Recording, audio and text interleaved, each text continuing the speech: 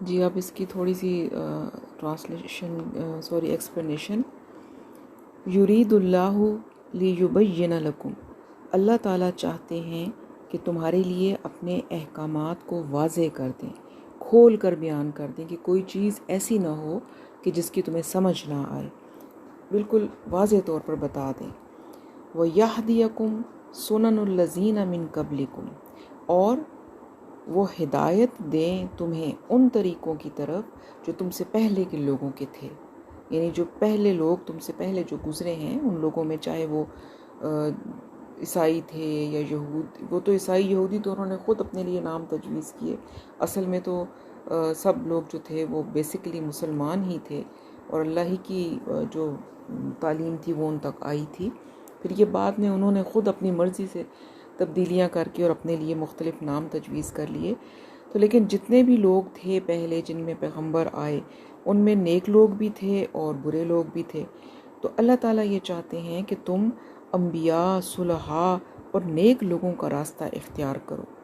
تبھی اللہ تعالیٰ نے فرمایا نا کہ صراط الذین انعمت علیہم، کہ ہم جب دعا بھی مانگتے ہیں سورۃ فاتحہ میں کہ اللہ تعالیٰ ہمیں وہ والا راستہ دکھائیں کہ جس پر چلنے والوں پر آپ نے انعام فرمایا، اور باقی تمام راستوں سے جو گمراہ کرنے والے ہیں ان سے بچا لیں. وَيَتُوبَ عَلَيْكُمْ، اور وہ توجہ کے ساتھ اپنی رحمت کے ساتھ تمہاری طرف متوجہ ہوتے ہیں، یا وہ توبہ قبول کرتے ہیں تمہاری. یعنی یہاں پر یہ سارے پیچھے احکامات آئے تھے تو اللہ تعالیٰ فرما رہے ہیں کہ یہ سب کچھ جو میں تمہیں بتا رہا ہوں احکامات، تو یہ کھول کھول کر بیان کیے جا رہے ہیں تاکہ تمہارے اوپر یہ ساری باتیں واضح ہو جائیں صحیح طریقے پر. اور ان تمام میں حکمت ہے، اور یہ تمام چیزیں جو تمہیں بتائی جا رہی ہیں ان پر عمل کرنے میں تمہاری نجات ہے، اور تم ان لوگوں کے راستے پر چلو گے جو تم سے پہلے نیک لوگ تھے. اور پھر اللہ یہ چاہتے ہیں کہ وہ تمہاری توبہ کو قبول فرمائیں. تم اللہ کی طرف رجوع کرو، اللہ تمہاری توبہ قبول کریں گے. واللہ علیم حکیم، اور اللہ تعالیٰ سب کچھ جاننے والے اور حکمت والے ہیں.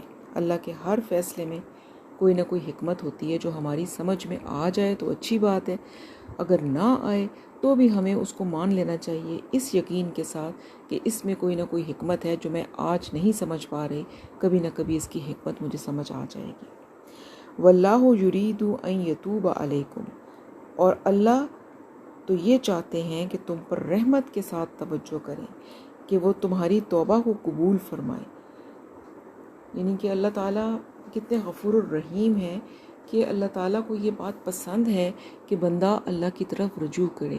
گناہ ہو جاتے ہیں، انسان سے غلطیاں ہو جاتی ہیں، تو وہ تمام گناہ اور غلطیاں کرنے کے بعد، جیسے کہ اللہ نے فرمایا سورۃ زمر میں کہ اے میرے وہ بندوں کہ جو گناہ کر کے اپنے آپ پر ظلم اور زیادتی کر کے آئے ہو، میری رحمت سے مایوس نہ ہونا.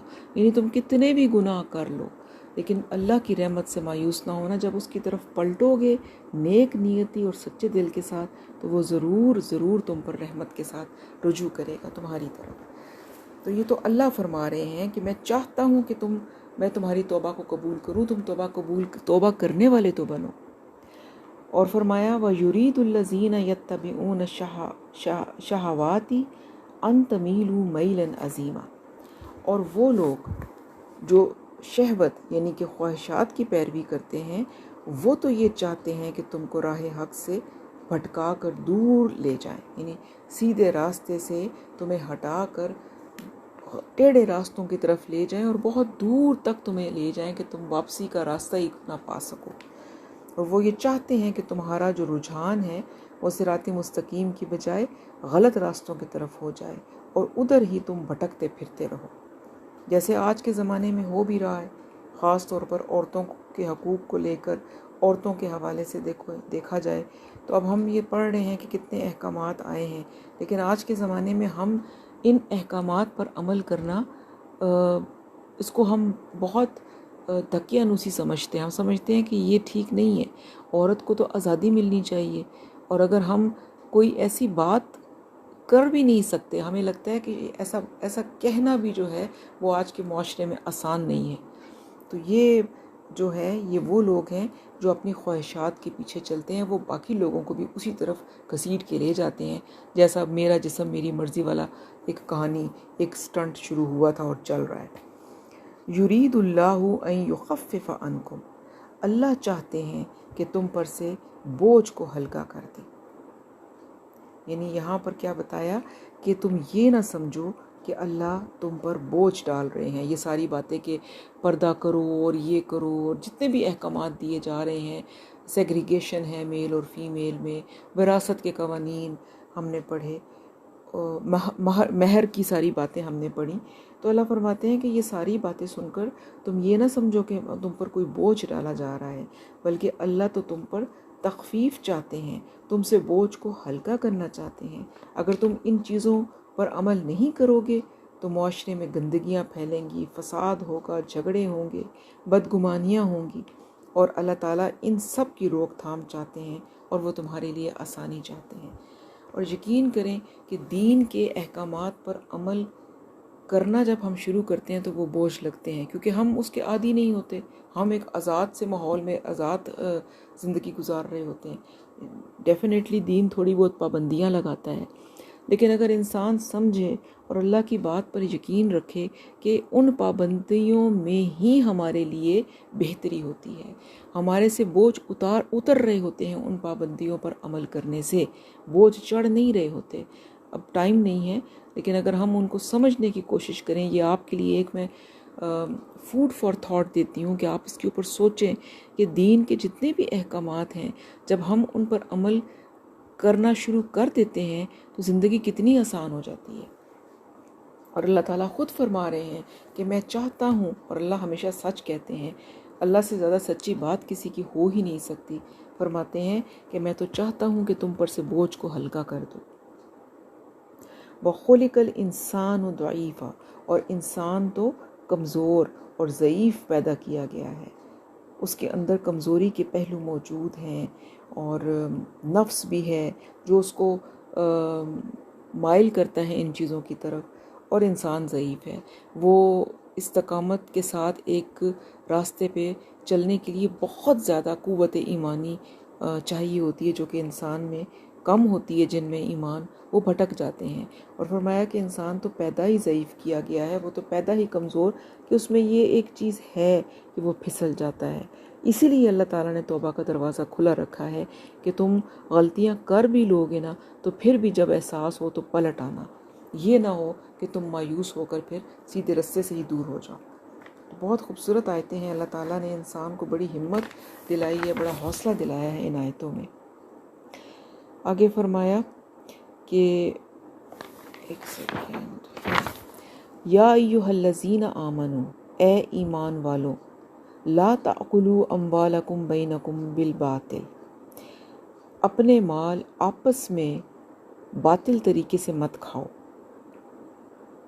الا ان تکون تجارتا عن تراض منکم، سوائے اس کے کہ تجارت ہو تمہاری باہمی رضامندی کے ساتھ۔ یعنی جو آپس میں اللہ تعالیٰ نے فرمایا کہ باطل طریقے سے ایک دوسرے کا مال نہ کھاؤ، ایک دوسرے کا حق نہ مارو، بلکہ تجارت کرو، اور وہ بھی باہمی رضامندی کے ساتھ، وہ اس کی اجازت ہے۔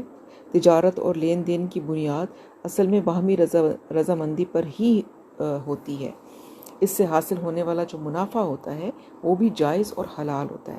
مثال کے طور پر اگر آپ ایک جوتوں کی دکان آپ کی ہے اور آپ نے گاہک کو ایک جوتا دکھایا اور اس کی قیمت بتائی 200 روپیہ، تو گاہک نے جوتا پسند کیا اور اس نے وہ 200 روپے میں یا تو کچھ آپ کے ساتھ بارگیننگ کر کے کمی بیشی کر لی، یا پورے کے پورے آپ کو دے دیے اور جوتا لے لیا۔ تو یہ باہمی رضامندی کے سودے ہیں، اور اس کی ایک بڑی سادہ سی مثال ہے۔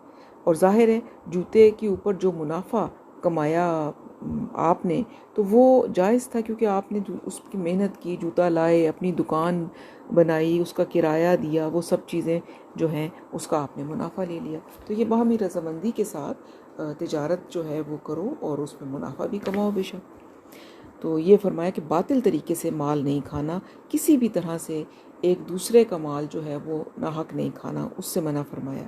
اگلا حکم کیا آیا؟